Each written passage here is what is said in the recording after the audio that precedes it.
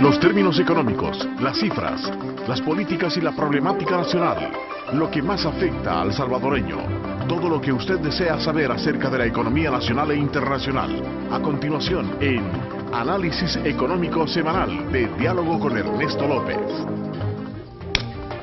¿Qué tal? Muy buenos días, El Salvador, ¿cómo están? Un placer saludarles. Como siempre nos da ese gusto de poder compartir con ustedes este horario de la mañana. Este día, miércoles de análisis económico, vamos a dedicárselo a los 21 años que han transcurrido desde la firma de los acuerdos de paz y que desde luego muchos consideran que el país ha venido teniendo avances importantes en materia de democracia, pero sin escapar del análisis negativo, algunos aspectos puntuales del país que siguen acarreando, digamos, como una deuda histórica, política, económica y socialmente hablando.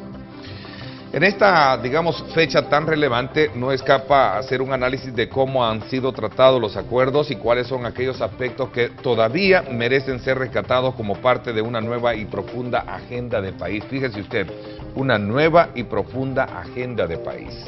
Superar la pobreza, hacer crecer la economía, mejorar los niveles de seguridad son seguramente los grandes desafíos que vamos a tratar esta mañana acá con nuestros invitados y que obviamente no deben de escapar del mapa efeméride de estos acuerdos de paz. Hoy, como les decía, un análisis pertinente sobre esta nueva conmemoración que se edita entre un antes y un después de la firma de Chapultepec. Yo he aprendido, porque yo lo quiero decir también, yo cuando empecé por el 82 yo era radical también, como cualquier otro. De pensamiento radical.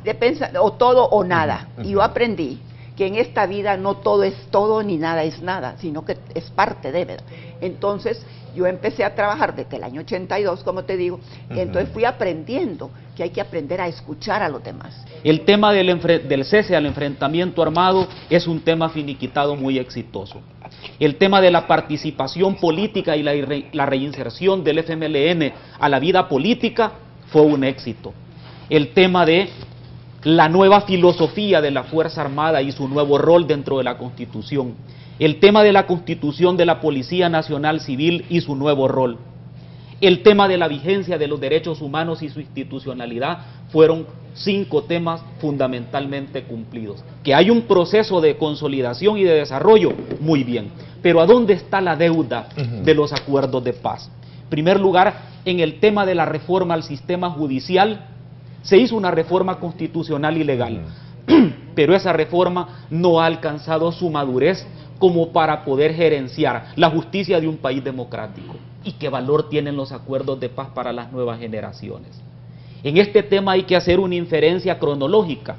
Te doy un dato, Ernesto. Sí. A marzo del 2012, el 31% de los votantes tenían entre 18 y 30 años.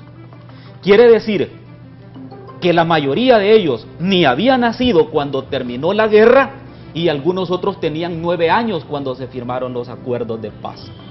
Hay una deuda bastante fuerte porque naturalmente las temáticas económicas y sociales no fueron tratadas de la manera más apropiada después de los acuerdos.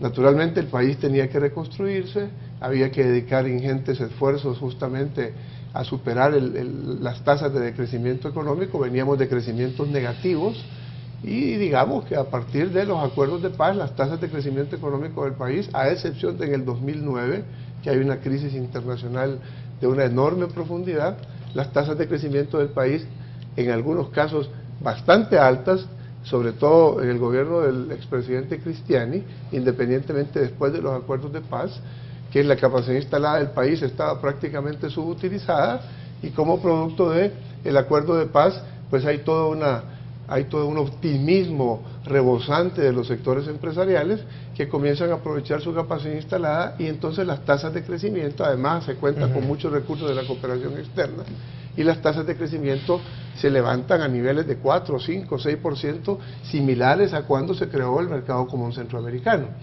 Yo le dije a Facundo, mira Facundo, yo voy a creer en ti cuando me expliques qué pasó con Joaquín Villalobos, porque yo creo que esa es la injusticia más grande de los acuerdos de paz, y que parte de la violencia que nosotros hemos tenido después de los acuerdos de paz es derivada de la manera como se trató a todo el grupo de Joaquín.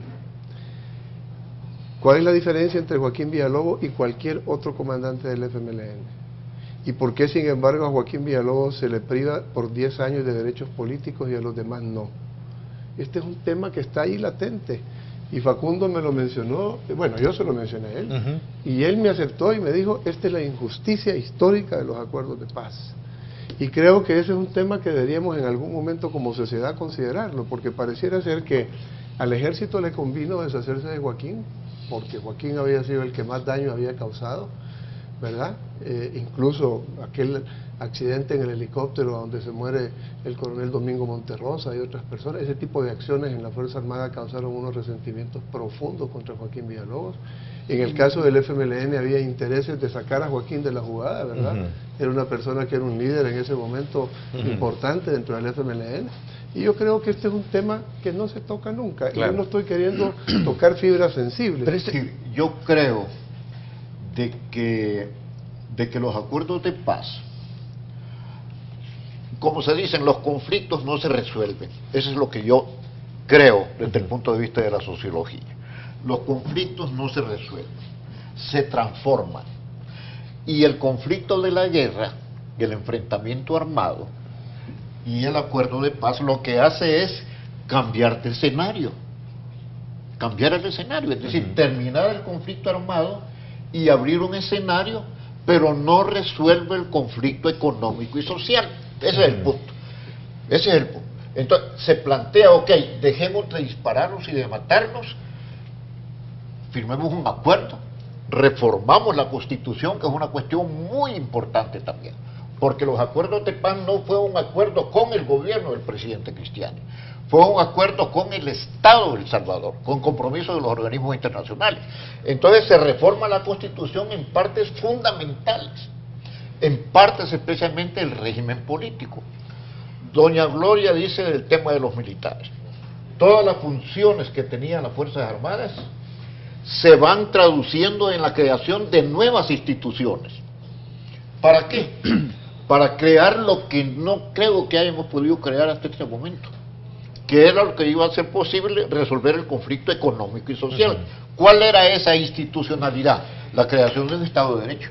Bueno, yo sí considero... Entonces, solamente para terminar, entonces, el punto es de que esos problemas de pobreza ya existían hace 21 años, pero lo que permitió es que los que estaban peleando violentamente para resolver esa conflictividad económica y social, dijeron, ok, paremos esto, arreglemos esto con la institucionalidad democrática. Y como dice doña Gloria, ahora nadie está hablando de armar otra guerra, pero sí está demandando que la conflictividad económica y social que no podían resolver los acuerdos de paz se resuelva. Si estamos hablando no del primer aniversario de los acuerdos de paz. Hay un conflicto económico y social que está pendiente de país. Que hemos sido incapaces de resolver.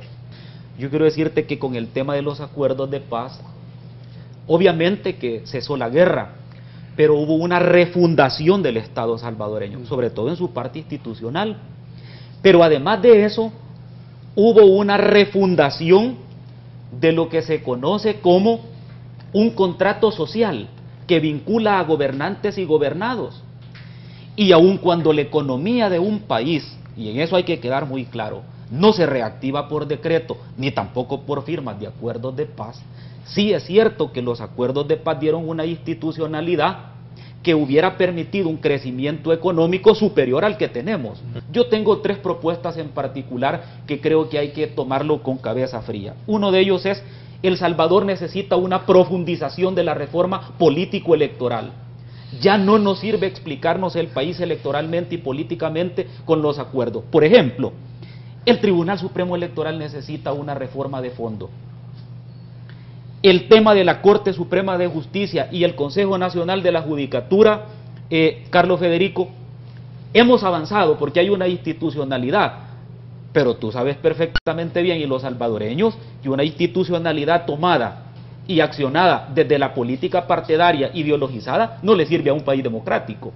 Ese es el mismo tema, por ejemplo, de la ley de partidos políticos. Ese es el mismo tema de crear condiciones para un estado de seguridad, y no me refiero a la seguridad del Estado, me refiero a la seguridad ciudadana. Segundo punto, crear mecanismos para el diálogo social. Ya no nos sirve de nada quejarnos que no ha funcionado el CES, que de hecho no ha funcionado, que no funcionó el Foro de Concertación Económico y Social.